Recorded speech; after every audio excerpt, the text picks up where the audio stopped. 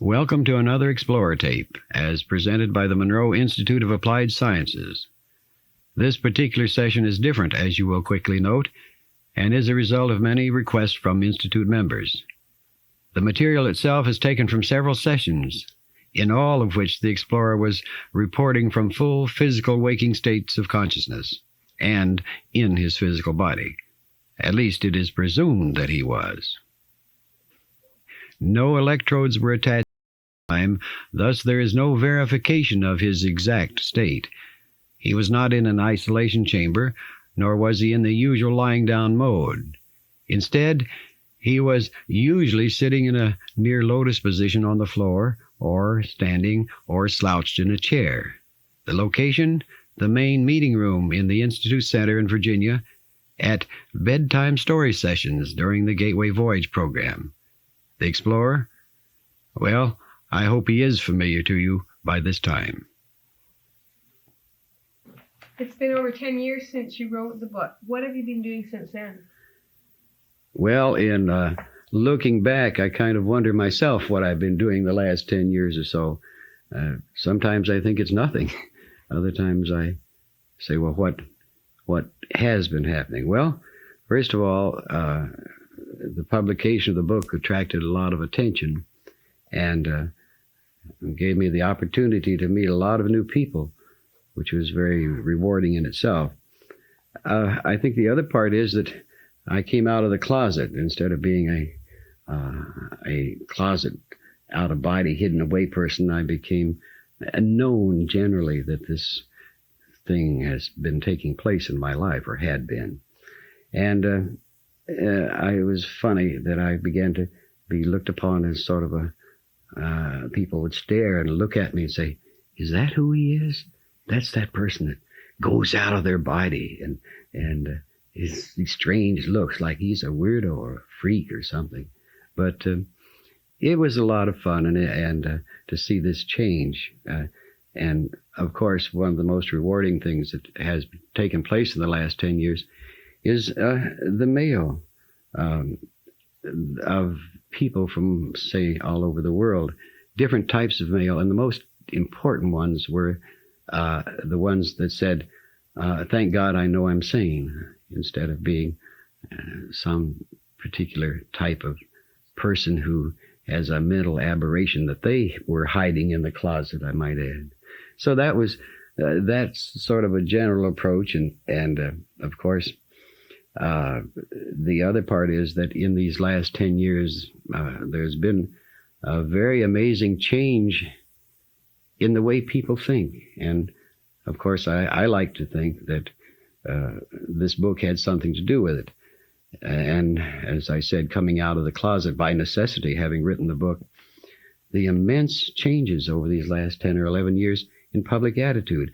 And one of the things that has taken place, of course, is that now it's okay to talk about out-of-body experiences as a reality. And from that point of view, we participated in the presentation last year of 3 papers before the American Psychiatric Association on the out-of-body experiences, which 10 years ago would be an unheard of thing. It's beyond my wildest imagination that the APA would seriously listen to a phenomenon known as the out-of-body experience. And there's been a lot of other things. I've given how many lectures in the last 10 years? 100, 200, 500? I haven't counted them.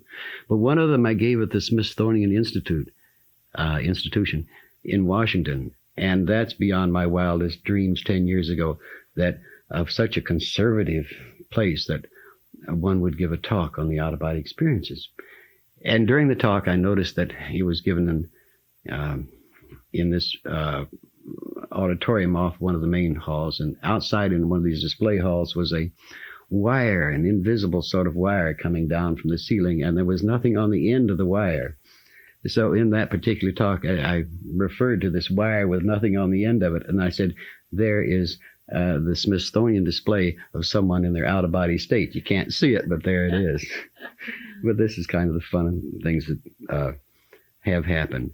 And one of the other things that has developed through the years is it, and these things I speak of are references to it, that more and more I think the acceptance of the fact that the out-of-body state is a natural state. It's not a weird type thing. It's something that we, of course, believe now takes place during everyone's sleep at night. And perhaps in the next 10 years to come, this will be scientifically proven. And one way or another, perhaps we may have a part of that.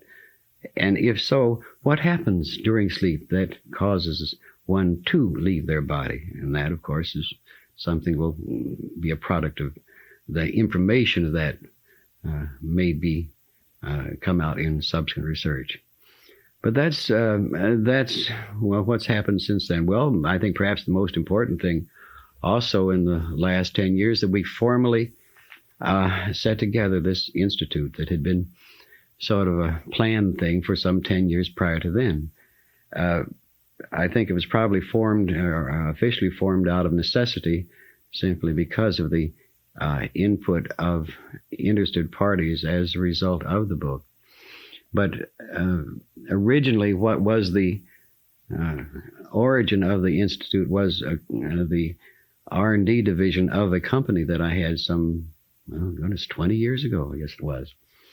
And in those 20 years, in the 10 years prior to the publication of the book, this was my own company, and so it had to do with audio systems, so it was quite proper that that company researched audio techniques. And among those things, in looking for those audio techniques, it's often been a question as to which came first, the chicken or the egg, the audio research as to out-of-body or the previous audio research creating the out-of-body state in me. But that's another matter. Anyway, that's what did happen in these last 10 years, was the organization, the formalization of the Institute as an offshoot or a follow-up to this original research that had been done by the company that I had. And as a result, within these last 10 years, we have developed certain interesting things that have borne fruit. The first of those was we did develop a technique of audio pulsing called, we call it a method of evoking a frequency following response in the brain through audio pulses. And we did obtain a basic patent on that particular method back in 1975, and that's some years ago already. And beyond that, we did develop a pattern from that formula or that method. We did develop this what we call hemispheric synchronization, which we are still not sure is a natural state, but it is a different state of consciousness. And we have been exploring that ever since. Is this beginning to help answer your question a little bit? I know I'm getting off the track. No, you're filling in lots of All right. One of the other things that did take place was that I guess this must have been 4 years ago. 4 or 5. Always lose a year, so I'll add another year. We were invited out to a place called Esalen in California. You may have heard of it. Esalen has in the past anyway, has been sort of the hotbed or origin point for many different types of psychological and psychiatric and philosophies as to the mind and how the mind works, and many things like that have originated with some type of Esalen presentation or Esalen program. And Esalen is out at Big Sur, and it's right on the edge of a cliff overlooking the Pacific Ocean.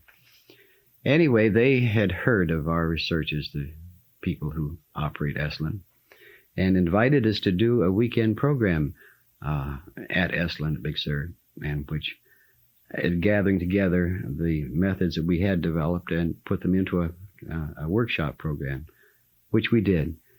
And this friend of mine, who is no longer here not at the Institute, he's no longer around in time space, but he joined in. We two really initiates in the methods of putting together workshops stumbled out to Big Sur, California with a suitcase full of tapes, and we were not using headphones at that particular time. Anyway, we had a method where we were on a round-the-clock tape program where people slept for an hour and a half, and then we'd have a tape and sleep for another hour and a half. But we never did realize until we got there and did it that somebody had to run the show for that hour and a half, for that 36 or 48 hours. And here, at the end of it, he was exhausted and I was exhausted. So we never really did know the results with the participants. We were just too tired to find out. We both disappeared into hotels in San Francisco and collapsed for 2 days because it was just really a rough one. Anyway. That would almost be called a right brain exercise. It was a lesson in something. But in any event, this one man who had been in the program knew where I was sleeping. And he's a physicist out at one of the big think tanks in California. And he called me Tuesday afternoon and woke me up. He says, "I'm sorry to wake you up." And I said, "Well, you did." And so he said, "I have tried this one technique 58 times," being that research physicist type that he is. And he says, "It has worked 52 times, and I can't verify the other 4. And he says, "What do I do next?" I says, "I don't know," because we had just started this thing. The other facet of it was that we were due to do a similar program. We'd already, because Esalen in San Francisco had heard about this particular thing taking place out of Big Sur, and they said, "Well, me too." So we had stupidly agreed to do the next weekend another one immediately following in San Francisco, and we both groaned mightily because of what was going to happen that next weekend. And we had learned one thing, but we didn't know how to solve it, was that particular thing we were doing at the time, made these participants ravenous with hunger. And it's still a mystery because it was only peculiar to that particular program. And so at Big Sur, we had the kitchen was right next door, and we had the principle of ongoing food. Whenever they needed, they'd go in the kitchen, here's piles of food, then they would eat. We even didn't have any formal meals. We just did it that way. Whenever they're hungry, there's food. So the place where it was in San Francisco, I immediately sensed trouble because it was up on the 4th floor of a walk-up on Union Street in San Francisco, in an office building. It was the top floor. And the problem seemed to be developing because the food was going to be catered in there instead of being available. Well, anyway, the first day worked all right. But on Sunday morning, all these people at 5 o'clock were wide awake and ravenous. Where's the food? Where's the food? And went down on Union Street on Sunday morning at 5 o'clock. There's no place open for food or anything. These are all sort of fancy restaurants, and you can't get anything open. And we're waiting for the caterer to come in, and there were these outside steps that went up to the top of the building. And this is about 30 people waiting to be fed, and it is now about 6 o'clock, and the man was supposed to be there at 6, and so it wasn't his fault. But when he opened the door and these people came in with these trays, they just descended on him like a bunch of locusts and grabbed the food and wolfed it. And he looked at the funniest look on this man's face to see these people grabbing buns, chomp, chomp, chomp, and eating the buns. So anyway, whatever we changed the program to be after that, it didn't work quite the same way. This tremendous hunger. We never did understand why the hunger was created. It still does exist. I think so too, because at the Gateway programs, it's incredible. Like having been a participant in 2 of them, I can't believe the amount of food that I personally consumed, and everybody else. And you do not gain weight. That's what's fascinating. You must be just utilizing an incredible amount of energy. Well, that was the origin of the Gateway program, incidentally, and that's how it started. Was that after that, the word spread, and all of a sudden we had requests to do another one, and I think we probably did the next one out in California, and we continued to do them out in California. And then some people in Kansas heard about it, and we had to go do one in Kansas, and it was beginning to get something. So we finally said, well, what do we call this thing? So we called it very grandiosely the M5000 program, saying that this is a good way to conduct ongoing research.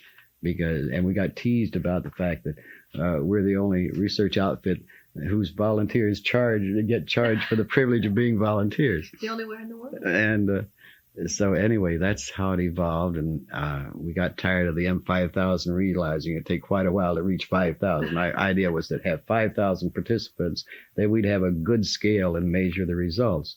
So somewhere along the way, we got lost in computerism and said this is not going to work, and so we changed it over the name to the Gateway Program for very obvious reasons. But that pretty much is what has been happening in the last pattern. The most important thing, I suppose, that is generally asked, and when people ask that question is what am I doing in the out-of-body state after 10 years, or what's happening in the out-of-body state? Well, one of the things is that again, something must have happened 5 years ago, but some 5 years ago, I did make a decision. I made the decision that this consciousness, this time-space consciousness that I'm using right now, did not have enough knowledge, enough experience to really handle the out-of-body state as I understood it. In other words, what to do with it.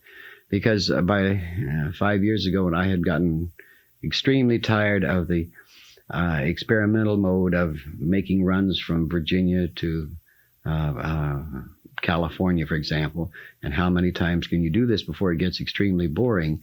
Or more importantly, you're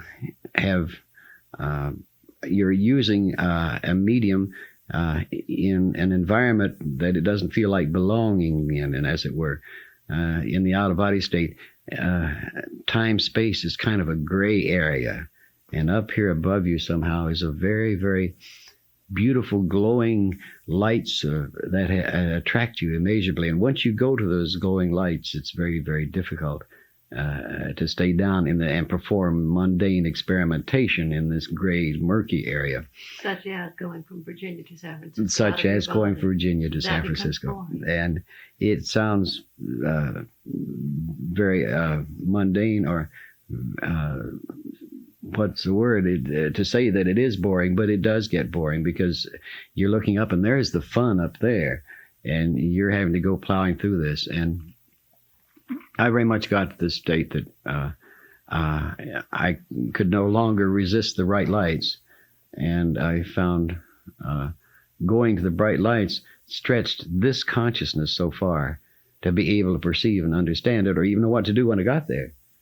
That I made this decision. And the decision was fundamentally this, that instead of my having this time-space consciousness direct what my out-of-body state will be and what I will do with it, I will let my total self make this decision.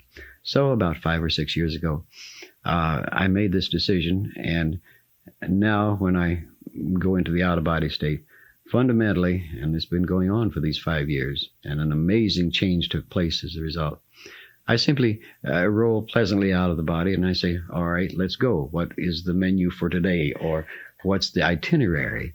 And with that, this time-space consciousness sort of goes along for the ride, or as an objective observer, and not by far the decision maker, as it were.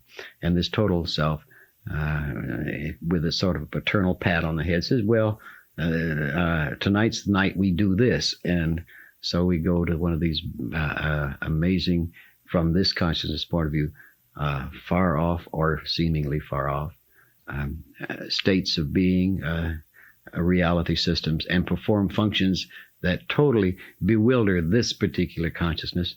And this particular consciousness desperately tries to understand these actions and these reasons for performing these things, and which are virtually impossible to bring back to this reality, except for the tremendous acceleration of them, the tremendous sense of awe about some of the things being performed. And I suppose you'd like to know my interpretation of one of these things that being performed.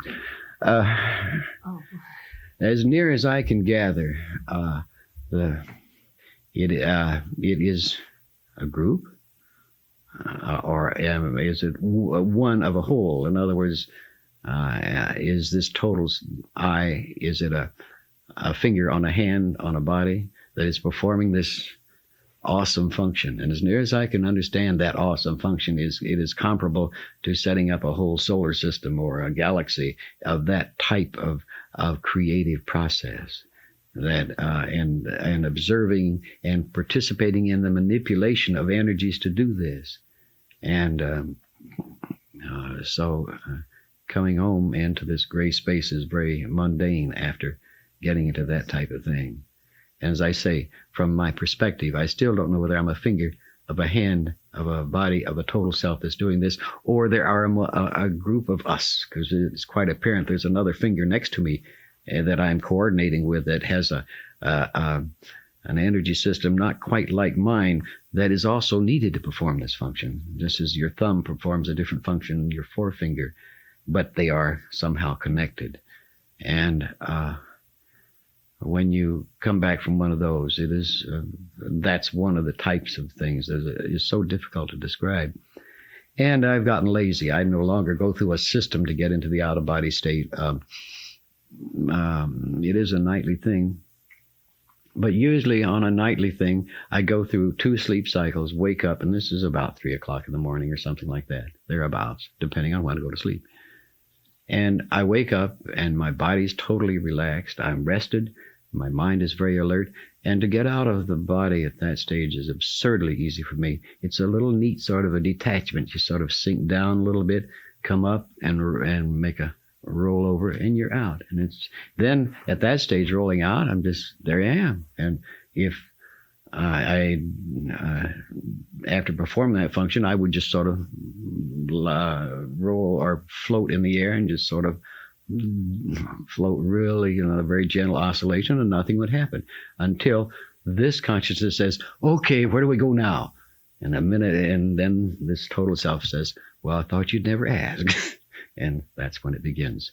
And re-entry from that is, or coming back is, I hope, and most of the time I have protective systems that don't call me back, like a telephone ringing or a cat jumping on the bed or something like that. But generally speaking, coming back is a very gentle thing, having performed that particular task or function during that particular segment, which is can be the equivalent of 1,000 years in activity, although it may only be 20 minutes in this time.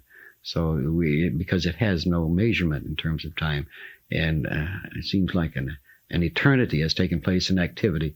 When I come back, I realize that the most it could have been is a half an hour. And re-entry into that is sort of a type thing, where, what? And I look at my usual clock time and say, only 20 minutes? And we built a few planets and a few moons and created a sun or two all in that 20 minutes. And that's where it is. Question. Bob, do you always take your physical form in that sense, or do you use other forms to travel? The best description I can give you on that is that in terms of moving into that type of energy system operation, I no longer have a physical form. I've become quite aware of it as a form. Mm-hmm. Sometimes you're a ball shaped, as near as I can figure, and if you need an arm, you grow an arm, as it were, very quickly, or you create an arm. If you can think of this, of an energy matrix, your physical body is a matrix, like a Jell-O mold, all right? And the Jell-O is in the mold, and take the mold, and the Jell-O gets out of the mold, and it still has the shape, just as this energy has the shape of a human body. But after that, after it's been out a while and, say, warmed, it sort of melts, and it loses the form of the Jell-O, loses the form. And this energy, the farther you get away from your physical body, the more I perceive that it losing and farther is not the term at all. The more forgetful you'll be that you have a physical body, is a better way of putting it. The less that you resume or continue to have that humanoid form. You don't think of seeing with eyes and this kind of thing, but it is very much that, and I guess that is the proper term. The more you forget about having a physical body, the less you have the human form. If you think about it, then can you take the form of the ball, or say a dolphin, or? Oh yes, yeah. That's all it takes is thinking about all it. about that. The thinking about it Makes it so. It makes it so pretty much. I have always wanted to try a dolphin, but I don't know. I haven't been lured into that yet. Although I have been playing around in the ocean stuff, but I never thought to take a dolphin form and see whether a big female dolphin came up and said, "Hey, big boy," or something like this. Well, it's that kind of thing that has been the last 10 years. Obviously, the main thing in my life has been the formation of the Institute during that 10 years, and having completed more or less of a cycle in that form, and the Institute in itself is becoming far more diverse than simply the very typical, or not typical, good night, no, single-pointed organization conducting research. It is diverting into many, many different patterns, and that's what I see the next 10 years are about as regards the Institute. And what I do in the next 10 years, well, that is a good open question. Time to interrupt and turn your cassette over to continue on the other side.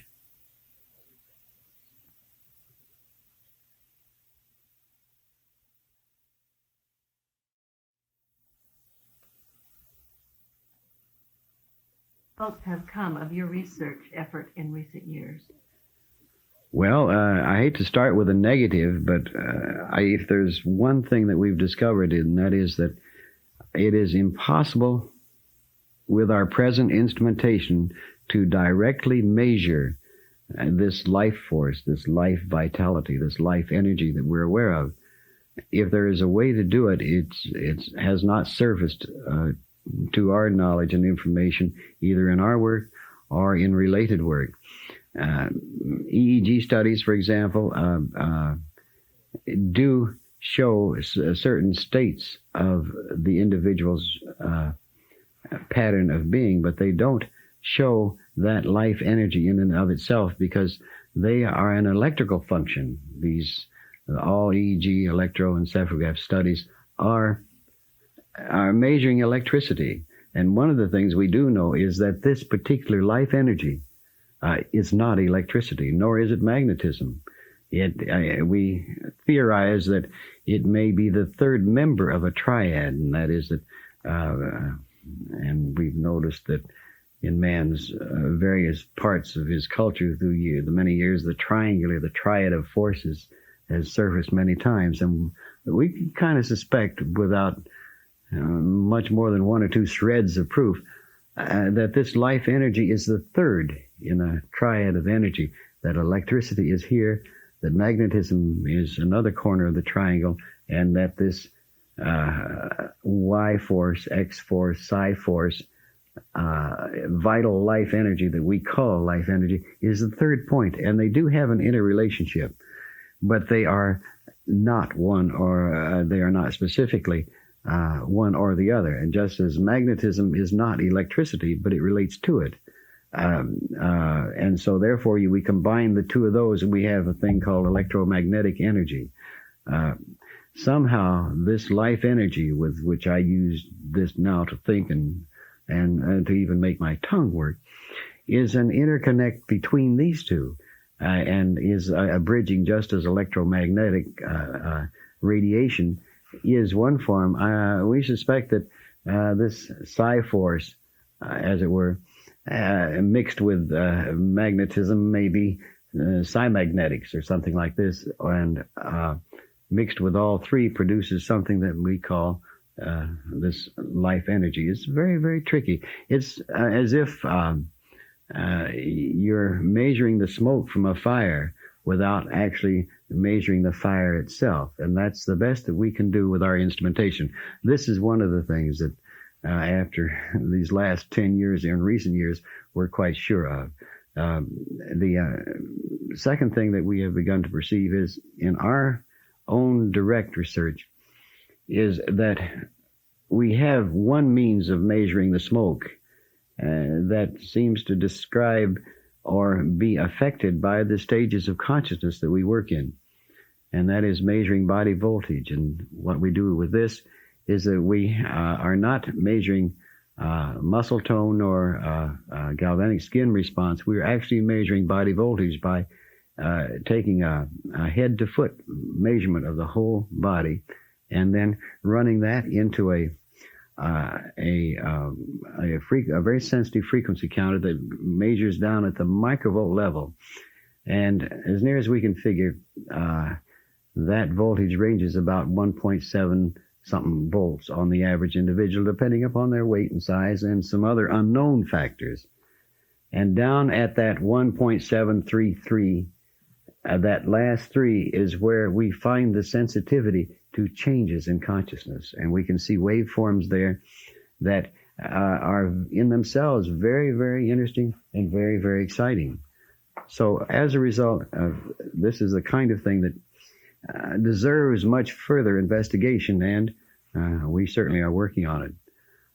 We also have gotten, as you know, well into the concept of left brain and right brain, and we think that is certainly a simplification of what is really happening in the mind-brain relationship.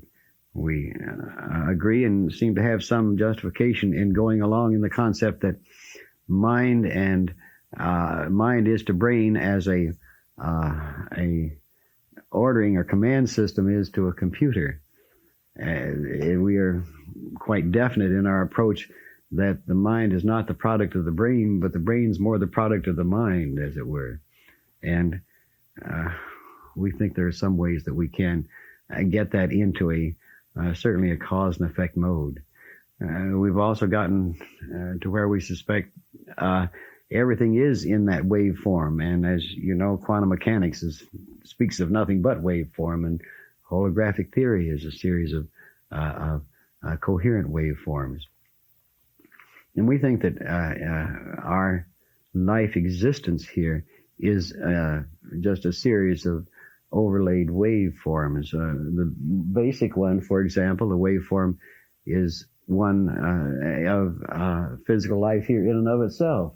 And that is basically one where you're born here and you have a long wave, and then you do what we call die, and that's one film. And when you are dead, as it were, that waveform continues, but not in this particular reality system, but it is a waveform, and you surface again and become here again and inhabit, say, a physical body, and that's the upper part of the wave. Then you go down below the line again, and you inhabit and exist in some other reality structure. Is that then what reincarnation? Well, yes. Let me get on to that in a second. I'll see how that might fit in reincarnation, or what we think of as reincarnation.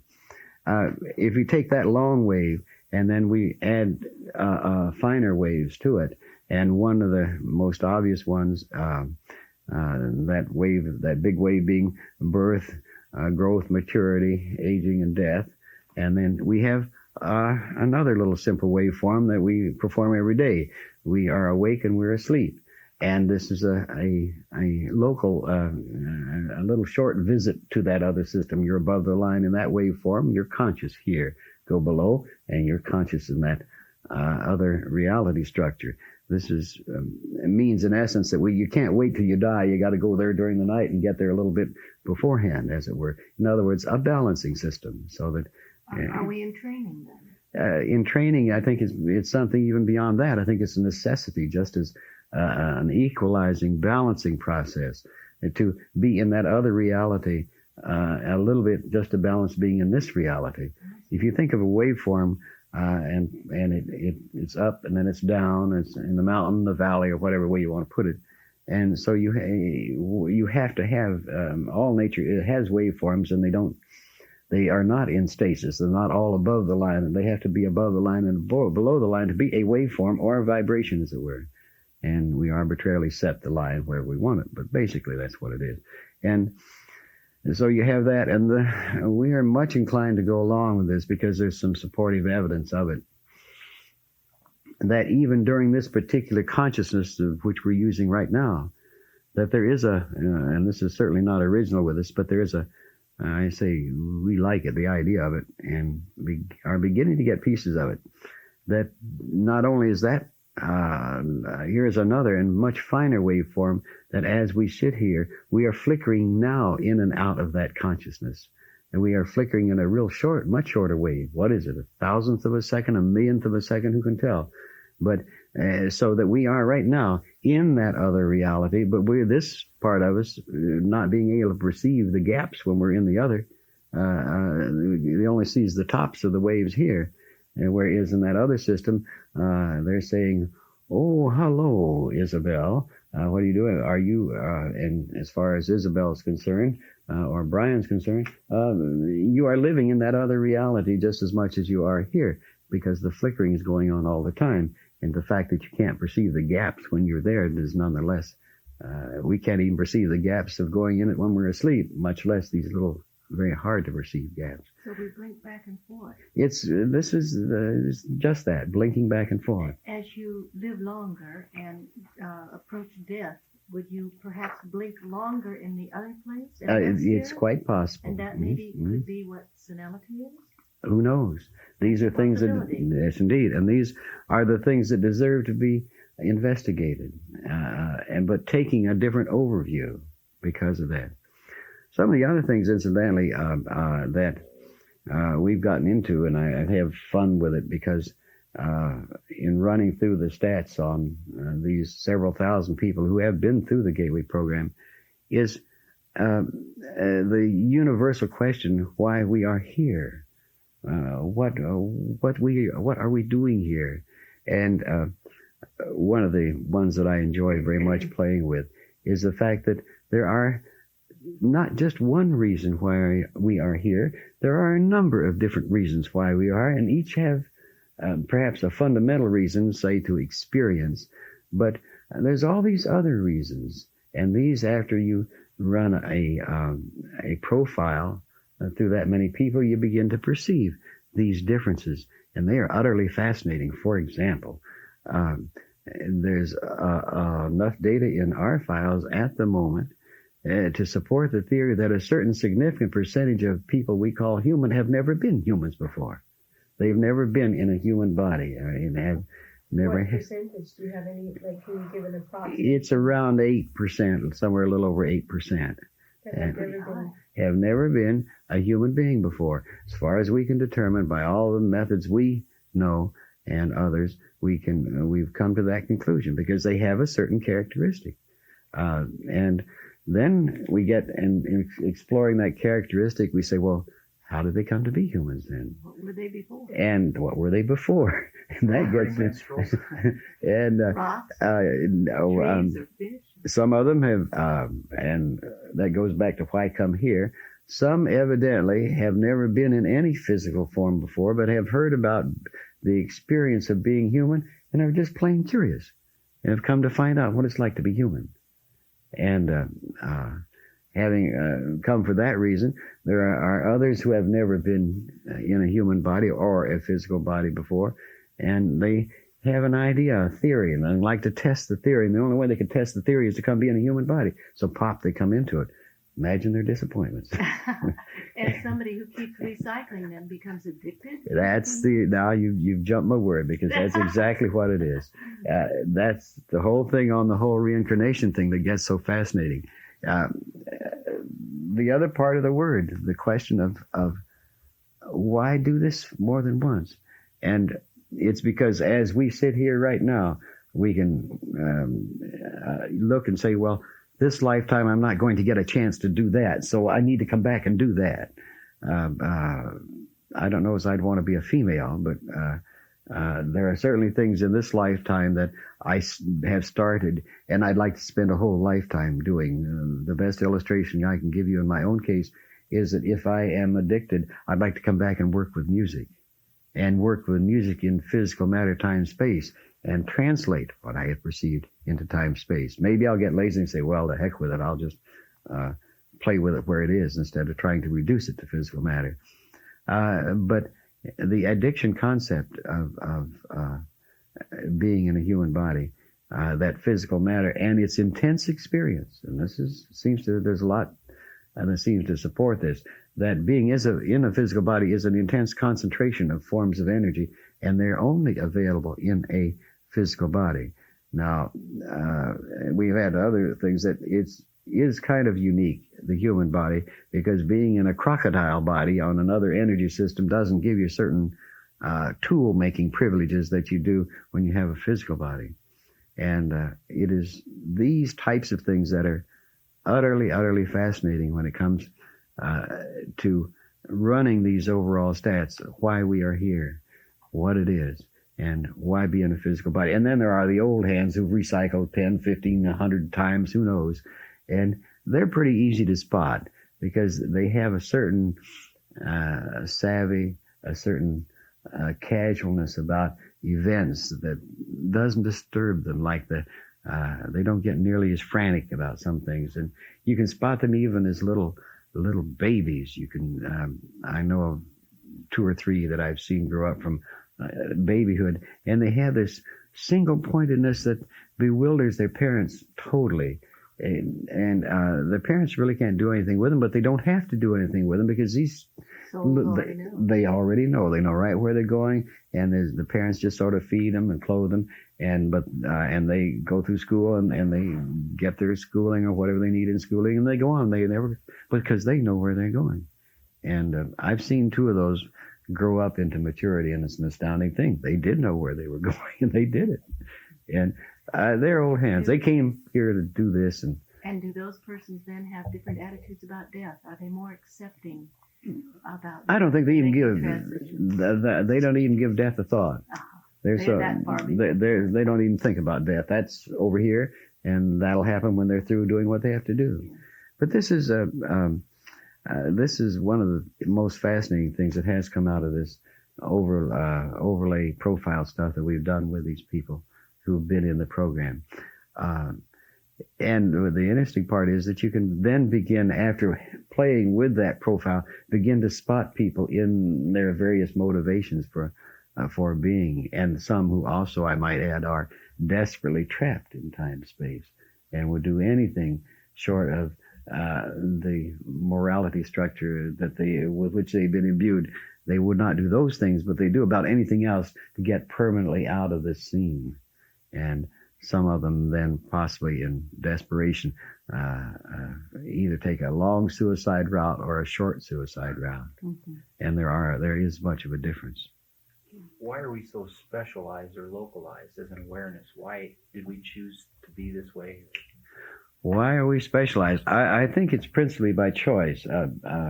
Again, the life pattern that you selected has a series of opportunities. And in those series of opportunities, they are predicted opportunities, but certain situations or certain events may not let you exploit that given opportunity that you thought you would have. And this, I think, is where we have turnaround problems in the expectation in that given life. I think that's quite prominent. There's no end to probabilities, it's whichever one you choose. That's right. But so life, you entered this particular life with a set series of opportunities that you could perceive on a probability base. The fact that they didn't turn out that way may not have been, quote, your fault or the fault of anything else except an intense system of variables. Mm-hmm. And it can be kind of... and no matter what the probability is, it's all experience anyhow. That's right. You have to get that overview. That's the other part. Overview, I think, is a key to this whole question of research effort and the results of it. And overview is what I think we try to help people gain.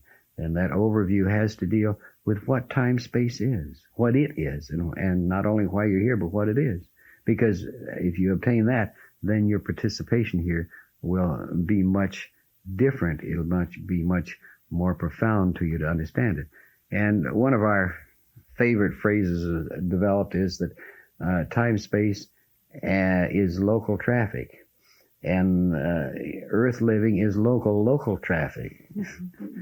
And so therefore we turn around and say to the individual, well, think of that and all the messy local traffic things which are local enculturation, local superstitions, local illusions, local misconceptions, and that's all local traffic. And this is local traffic. The earth is a backwash in the backwash of the backwash of time-space.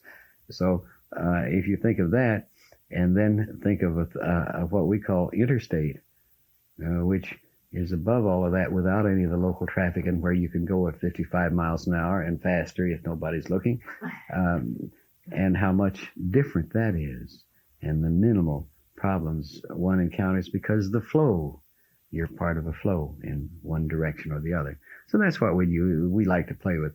And it's very, very important to begin to get that overview, that different state. And other thing, I keep thinking of things that I should say. One of the things that is with working with all participants, volunteers, and anything else is that we have a fundamental rule, and that is that you must verify for yourself. Whatever I say, for example, is a product of my own interpretation and the interpretation of the results that we have. The results that we have achieved. So there are filtration processes that work even at what I speak and convey to you. So therefore, we have a firm rule. Whatever I may say, whatever comes out of the Institute, whatever you get in life, in information, you have the methods, and we attempt to provide the tools with those methods to determine the reality of that. And it's up to you to verify it in your own, not take anything as valid until you know it yourself. So what I say, you can say it's interesting, and you can say, well, I believe you, but to know is something else. This is your own job. Have you worked with any terminal cases recently? Have we worked with any terminal cases recently? Unfortunately, no. And the reason has been principally that most terminal cases need to be working in our program, as it were, through the physician. And physicians generally don't like to have that kind of responsibility. And in a way, you can't blame them because it is an unknown factor as far as they're concerned. However, we did have an interesting opportunity, and it was during one of the Gateway programs some months back, that, and I say interesting advisedly, but here was the event. We had one program, and this woman was due to attend it, and by something that we didn't understand, in getting on or off the plane, she broke her leg. And this was up in Washington, D.C. airport that they discovered this, and so that she was taken to a hospital in Arlington with a broken leg. And she stayed there for some 6 or 7 weeks, and until she could attend the next Gateway program. And then she, in turn, arrived on the scene on crutches at this following program, and a very warm and pleasant woman. I would say she was in her 50s. And as she got into the program, we put her where she didn't have to walk up and down stairs on her crutches. And as a result, she came in on a Saturday, and by Tuesday, thereabouts, we had learned that she was indeed a terminal case, that she had some form of cancer, and she had been determined to attend our Gateway program, and as a result that's why she had stayed in the hospital instead of attempting to return to her home in the Southwest in between programs. Anyway, on about Wednesday of the program, she notified our instructor that she had to go to the hospital because of the fact that she needed a blood transfusion. And so we hustled her into the University of Virginia Hospital and installed her there, quite concerned. And that was on a Wednesday. And on a Thursday, I got in to see her. And she was in intensive care. And as a result, she was on oxygen, and she was breathing in this very deep, not quite a panting breath, but it was almost that. And in that particular mode, she was, if you didn't try to call her name or anything, she just lay there and she was dropping out and away. So I called to her, and she immediately responded, and we had a very pleasant conversation. And she did not appear to be in very deep pain, but the tape recorder or tape player that we had left with her was not in use because the nurses didn't know how to operate it. And she asked would I please get it set for her. And what we had given her was a special set of tapes to use in the hospital and in intensive care. Anything they can do to help, in this case anyway, they were glad to let her have it. So it seems that it was very simple to push one button and get the tape recorder going. And so I put the headphones on her and started to play the tape.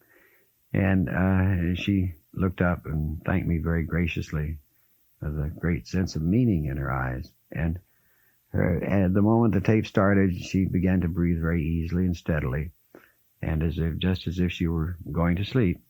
So there was no point to my sitting there much longer and holding her hand. So I gently disengaged myself, and then in turn went on.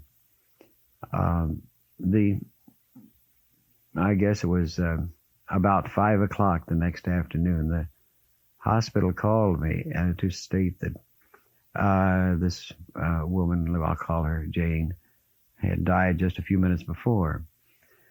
I felt mixed things, of course, but certainly a little bit of sadness, and also not knowing truly how much pain she'd been in. I didn't, in turn, feel anything other than this is what was scheduled to happen. In any event, we had an exercise session about to start.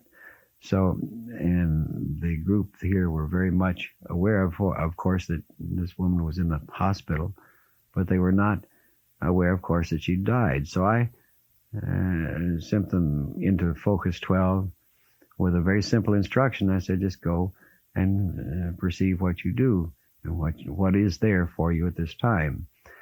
Interestingly enough, fully half of them after the session in debriefing, I reported all these different statements about this woman, Jane. One of them, for example, that she met Jane, and Jane was on the bank of a stream about to cross this bridge, and our participant tried to cross the bridge with her, and Jane said, no, you have to stay on this side because you're not ready to cross the bridge yet, but I am. And she went on. And another one reported, another of our participants reported in and said that he had met Jane, and that Jane had thrown her crutches up in the air and was, with this bright, joyous smile on her face, was saying, I'm free, I'm free. And there were things like that. And as a result, in looking at it from that point of view, it was quite natural that that night I went to check out on Jane myself. And in checking out with her, I did finally get in touch with her, I'll put it that way. And I found out why she had gone to the hospital, which I thought was a very touching thing. Her reason for going to the hospital was not for a blood transfusion. It's simply that she knew she was going to die, and she didn't want to embarrass us by dying here at the Institute. And that was a very warm thing, and to have that type of consideration, because we have never had that happen. I suppose it will someday with a terminal case here, but we would like to be set up for it before it happens. So that's sort of the story of Jane and our recent terminal case. And there you have it, one report from one transducer, as it were. And much like all the others, it poses more questions than it answers. Perhaps he should write that other book. Well, this is Robert Monroe saying, I'll see you around, I hope.